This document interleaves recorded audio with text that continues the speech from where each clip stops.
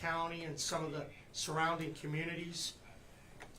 West Virginia has been hit very, very hard by very sudden flooding and torrential rain, and it all happened in a very, very short period of time. Obviously, I've now declared a state of emergency for both Marion and Ohio counties, and we're watching the weather closely to see how it evolves today and the next few days, because more rain is being forecast. So we're going to urge everyone to pay close attention to the weather forecast, and most importantly, we want people to watch out. If there are roads that are under construction or they're closed, please don't try to drive down them. We know that this is a problem. In District 4 alone, we've heard that there are 6 roads that are closed throughout the district, 6 in Marion County on top of that. That's significant. We want to make sure that we're not going out and we're giving the transportation department, our highways folks and others, the opportunity to go out, make sure that the road debris gets cleared up and that we're getting these streets back in a passable condition again. You know, flash flooding, it began in earnest in Ohio County on Saturday night, and from what we've been briefed on, roughly 3 to 4 inches of rain hit in about 40 minutes of time. It's pretty unbelievable, and I'm going to talk a little bit about what happened up there, but also flash flooding occurred yesterday in Marion County with up to 3 inches of rain in also a short period of time. And many people know the visuals already of the apartment building. It's pretty hard to imagine how much rain can come down in an area, but what we're seeing in some of the areas across West Virginia, whether it was Ohio County or whether it was Marion County, is that you could have large areas where there's some rain, but then in one concentrated area, it's a torrential downpour, and you're seeing massive quantities of water dumped. It's just Mother Nature at its worst, and so it's not something that's easy to foresee. Now, we're still assessing the flooding levels, but it's safe to say that some of the flooding is really bad here, and of course in Ohio County as well.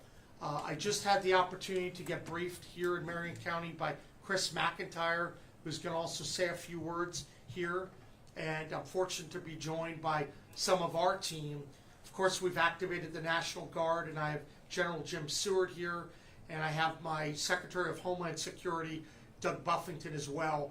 Quite frankly, these folks have been working up through the night, as well as all the first responders that are out there trying to help people. You know, when bad things happen in West Virginia, we look out for our brothers and sisters. We pull together because we have to. We're mountaineers. And that's what's been happening here. The volunteers that step up, the folks that are trying to make sure that the supply is provided to all people who are affected, and then we're working, doing our best, the outreach, the outpouring from the community. I think West Virginians, we care so deeply about our fellow man, and so I want to thank everyone who has stepped up to help in whatever manner. It makes a real difference. I am saddened to report that right now the death toll has risen. We're up to 6 people are confirmed dead, all in Ohio County. We have at least 2 individuals who are unaccounted for. You know, we're continuing to work. You know, we obviously have some concerns about that, but right now we're still in the stage of doing everything possible to identify people. If there's any chance to save another life, we're going to keep putting the time in, and I want to commend all the people, both in Ohio County, Marion County, quite frankly, all of the folks that have done so much to try to be brave and look out and engage in those water rescues. We know that state officials and local officials, they're doing everything to make sure that the local emergency responders have the tools that they need, and we can locate all the missing persons and address all the various needs. I know many of you last night saw the terrible footage about the apartment complex. This is just a terrible image, and we know that there are about 61 facilities that are affected in West Virginia. We believe it's about 61 residents. Folks have told me that we have about 25 businesses, As we get more up-to-date information, we want to bring that to you to share that. Obviously, whenever you have a disaster, sometimes the numbers are going to change and evolve. So we're trying to report based upon the best information we have right now. We do have some good news in Marion County that despite that incredible collapse of the apartment, that right now no individuals are unaccounted for. That's good, and I want to thank all the people that have stepped up. Those water rescues that you saw, that made a big, big difference. So thank you. From the West Virginians, thank you from the bottom of our hearts, what you're doing to help your friends and neighbors in need. We know that we're thankful to the local folks here at Fairmont State. We have Mike Davis. Where's Mike? Mike, there you are. Mike, thank you for opening up Fairmont State to let people stay there. We have anywhere from 8 to 12 people that are staying in Fairmont State. That makes a big difference from folks from the apartment building. We're grateful. I think you're stepping up, and that makes all the difference in the world.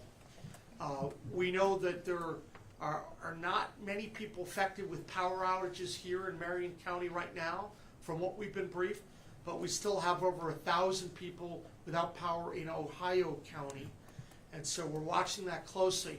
We've been working closely with AEP and First Energy.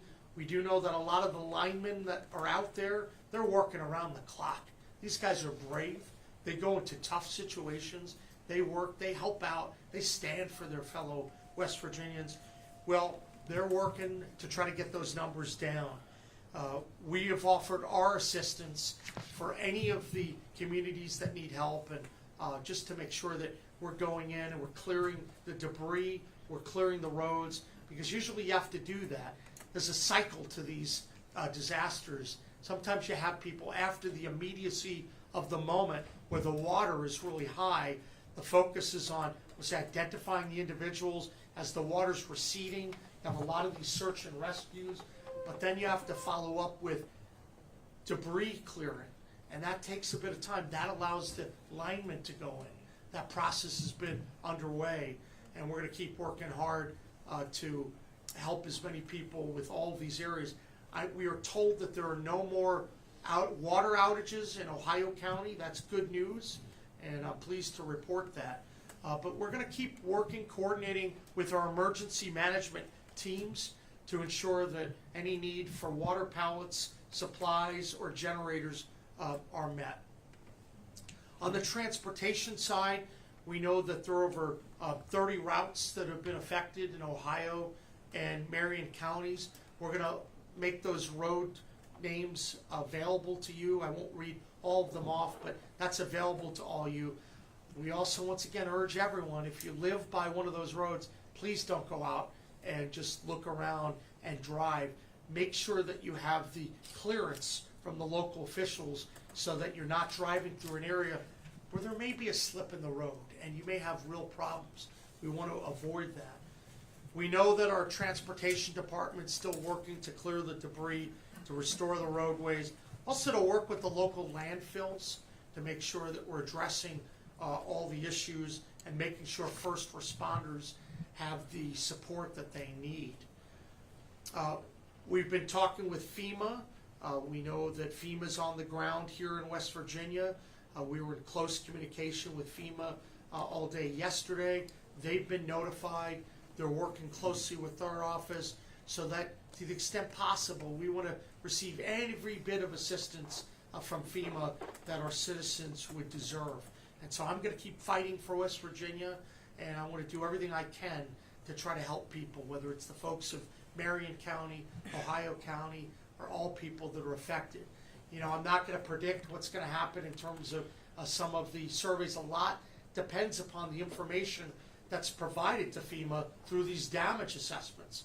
And so at the end of this press conference, we'll talk and we'll give you the website that if you're affected, you need to make sure that you're reporting the damage. Because if you don't, then it really won't count for purposes of the criteria that the state and the federal government look for. So I urge people to take advantage of that.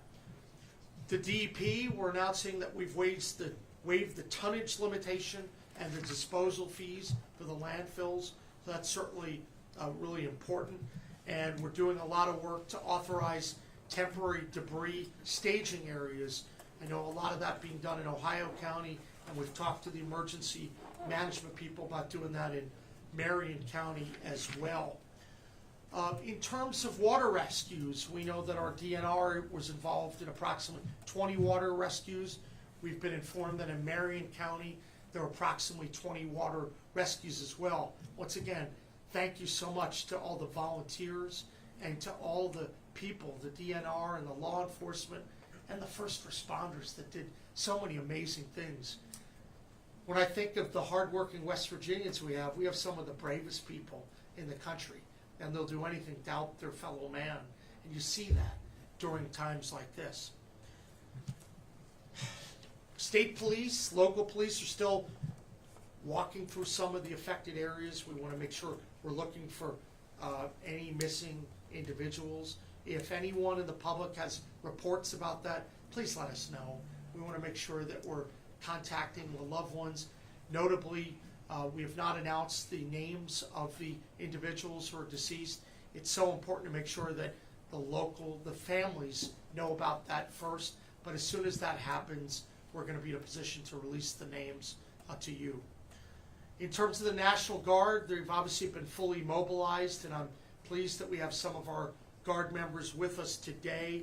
We know that they're fully engaged and they're coordinating across all the agencies, working hand in glove with our emergency services department. We know that engineering units with loaders and dump trucks are mobilized to clear debris, and our assets remain available to help as needed. I know before coming in, I asked the local emergency management folks, Chris McIntyre, were there any outstanding needs from the state in Marion? I think they said no, but I want folks to reach out through local emergency management. We want to do everything we can to be helpful. I mean that. We want to make sure we're providing assistance the whole way through. We work as a team here, local and state coming together. That's so important because the local folks are out in front reporting this information. This is a very difficult time for West Virginia. My heart continues to go out to the families who have lost loved ones. I mean, I went down to Triadelphia yesterday. That was just pure devastation. It was brutal. I know that I'm going to be going to the apartment building and looking at some of the carnage here today. One thing I can say is that West Virginians, we hold our heads up high during these difficult times. We look out for our brothers and for our sisters, and we stand strong. That's what West Virginians do. We have an indomitable spirit, and we're going to get through this. We know that we urge people to watch out for the additional rain that may be coming, but we're going to get through this. And I want to thank everyone here for all the work that you're doing to make sure that we're going to put West Virginia first. That's critical. And I thank all the legislators who are here showing their support, the county commissioners, the emergency management folks, and just everyone pitching in. It's a team effort, and let's keep working as a team to make great things happen for West Virginia. So I'm going to conclude by saying we want you to pray for all these communities, and if you have been affected and you're watching this, please do two things. One, make sure that you're reporting in the survey instrument. And if you have damage to your home, please submit it to emd.wv.gov/disaster survey. That's emd.wv.gov/disaster survey. We want to be helpful, but if people affected don't submit the information, there's not much we can do. That's certainly critically important. We're going to keep working. We're going to try to identify anyone who's unaccounted for. We're going to come back and we're going to update you again in the upcoming days. But I want to thank everyone for being here. What we're going to do now is give some folks the opportunity to weigh in. Our National Guard head, our Adjutant General Seward, McIntyre on the local side, and Doug Buffington. I'm grateful that they're all here because we win with a really strong team, and that's what we have. between the local folks and the state folks. So, General, any comments from you, sir? Thank you, Governor. Good morning.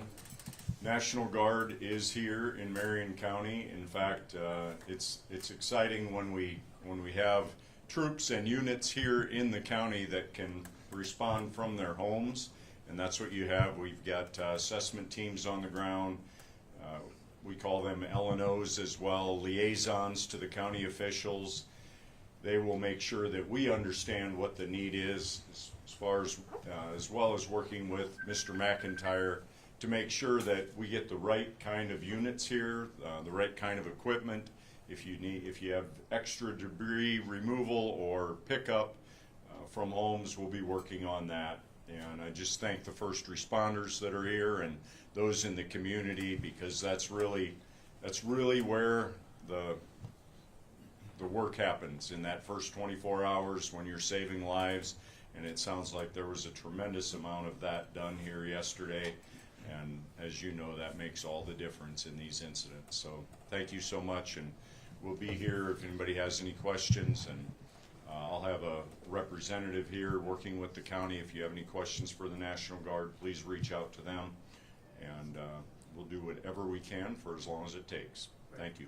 Doug, any comments? So I want to, thank the various entities that have helped, state police, DNR, state fire marshal, emergency management. It goes on and on. But what I would really like to tell you is it all begins at home. The information that we use to funnel help comes from all of you, and it goes to the emergency manager, who puts it into a system, and it calls that help. So everything I've learned about doing emergency management is it starts local. And so whether it be your politicians who are here in support and getting information to me, or your emergency manager, citizens, mayors, county commissioners, get your information to your emergency manager. He puts it into a system, and it's seen across the state so we can move as rapidly as possible. And that triggers information to flow to the state police, to DNR, and they're on the scene. We haven't had the opportunity yet, but we're going in a few moments to tour here. But I can tell you, when we toured in Ohio County, you wouldn't believe the number of DOH trucks that were already working up and down the streets, and the end loaders, and picking up debris. It was as much of a disaster as it is. My heart was warmed a little bit to see the number of people that were already out on the road helping. Yeah. So thank you to all of you, and thank you to our emergency manager here. That really is the focal point of getting this process started. Thank you, Doug. Chris? Governor, thank you.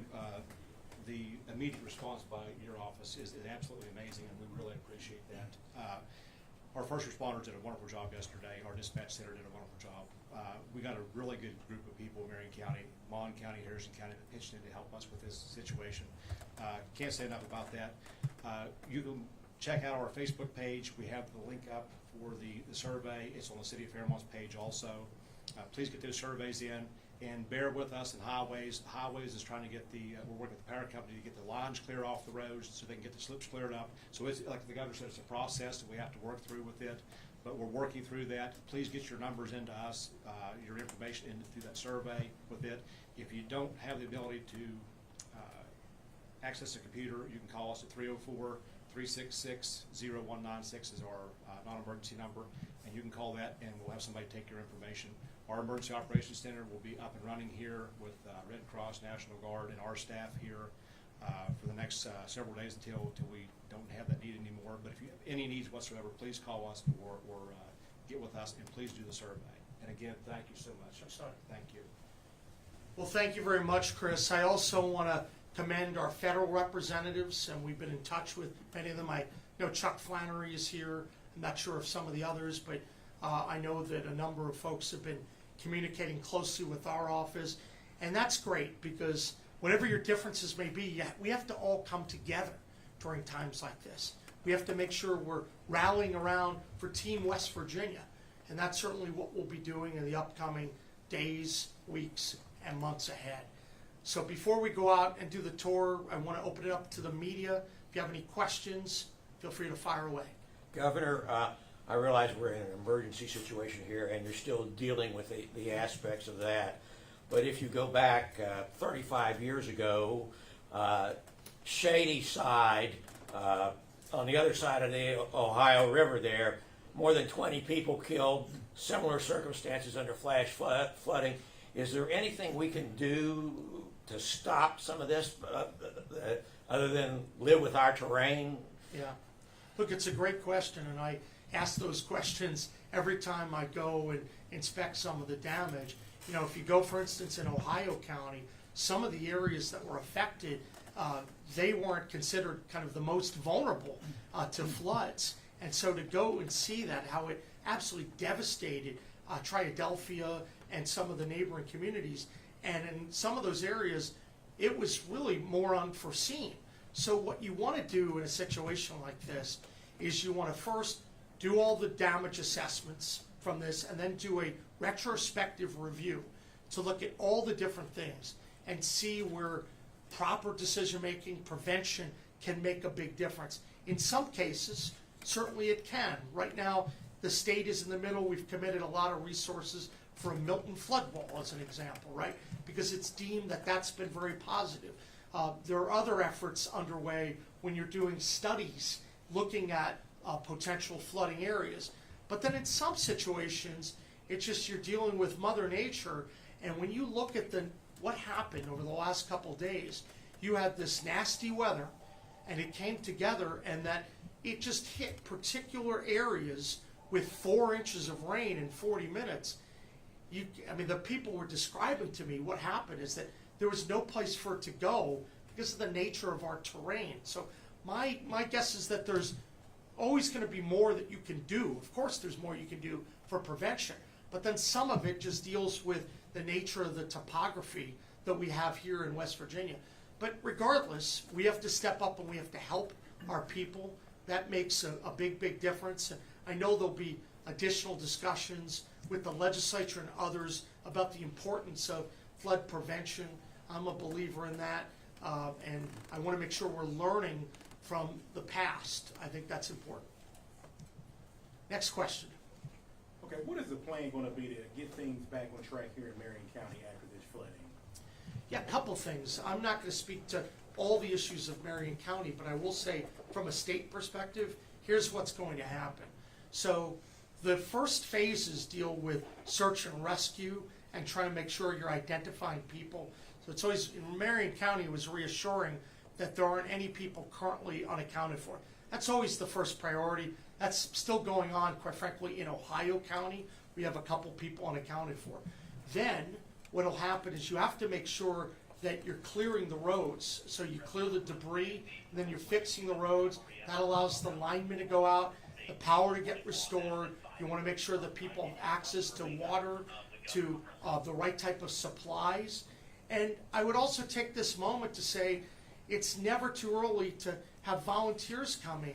We know that if you reach out to VOAD or if you reach out to American Red Cross, there are opportunities to volunteer in Marion County, in Ohio County, because a lot of these facilities and these residents, they need to be cleaned up. The mud is caked up. It's up 4, 5, 6 feet.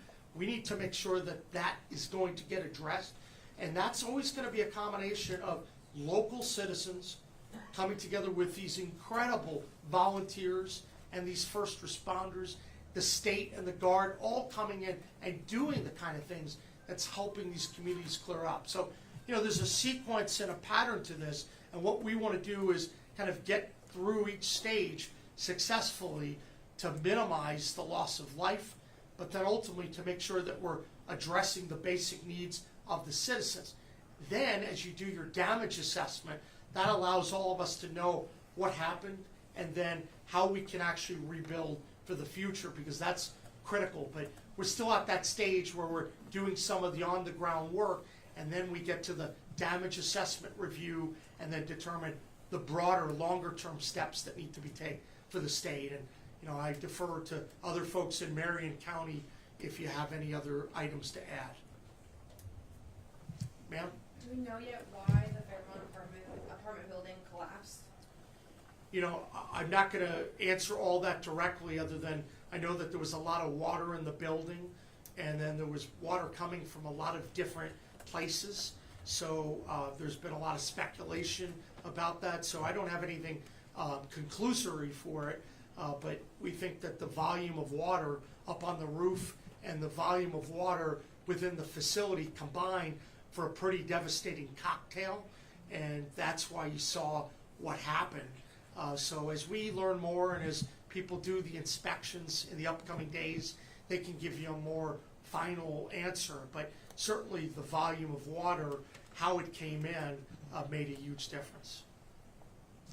Do you have a status report on Locust Avenue? Because yesterday it was pretty impassable as DOH started working on some of those repairs.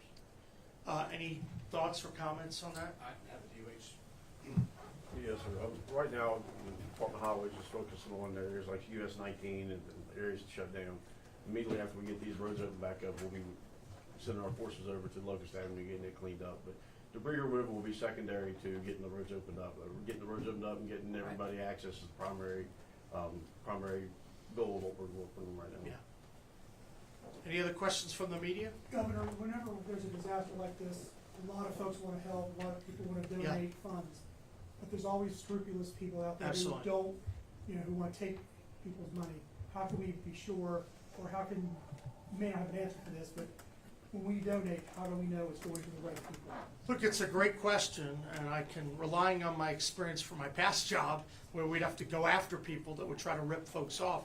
I want to send a very clear message. We are not going to tolerate scammers in West Virginia. If you try to steal from our people, you're going to pay a very, very high price. And that applies even for people that try to come in and take advantage of folks that are harmed through these disasters. What we always try to recommend is that people work with a reputable organization, something that's registered with the Secretary of State's office, that is a legitimate, bona fide charity. So for instance, we mentioned the Red Cross, the United Way, and entities that you know about where there's a long-term relationship, there's accountability. I can tell you from my past job, there were instances where you would have fly-by-nights come up on Facebook or other sources, and they would try to get money and put it in their own pocket. You want to make sure you don't fall prey to that kind of scam. So donate to something that's reliable. Reach out to American Red Cross or United Way or other reliable groups. We don't want to limit it to just one or two, but it's best to check before you send the money online. Any media? There were some concerns in Ohio County yesterday that some natural gas leaks would prevent or delay the restoration of power to most of those residents. Do you have an updated timeline for that restoration? You know, it's ongoing right now, so they're looking at it, and that's part of the reason why sometimes there's a slowdown in the power, because you have to inspect it and make sure that everything is copacetic before you turn the power back on. So, you know, we will be letting people know in our conversations with AEP. They're hopeful that they can get a lot of the power restored. I think, Doug, they said by 11 o'clock tonight, and that certainly, that would be a good scenario. So that's the hope. Other questions from the media? What would you say to the people of West Virginia right now, if you had anything to say? West Virginians always come together during very difficult times. You know, we've lost at least 6 of our brothers and sisters due to this terrible catastrophe, but we're going to stand strong. We're going to work with our local officials. We're going to work with the people of our state. We're going to rebuild. We're going to come back stronger than ever. Nothing is going to bring West Virginia down. We're going to arise from this moment, and we're going to make sure that we are addressing all the needs that we have in these communities, and then we're going to advance as a state.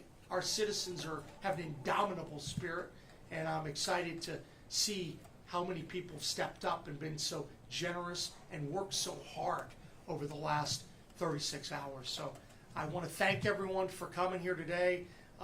We'll keep you updated in the days ahead, and let's get to work out there. Let's help identify the remaining citizens. Let's clear the roads. Let's get more good work done for West Virginia, and let's be strong.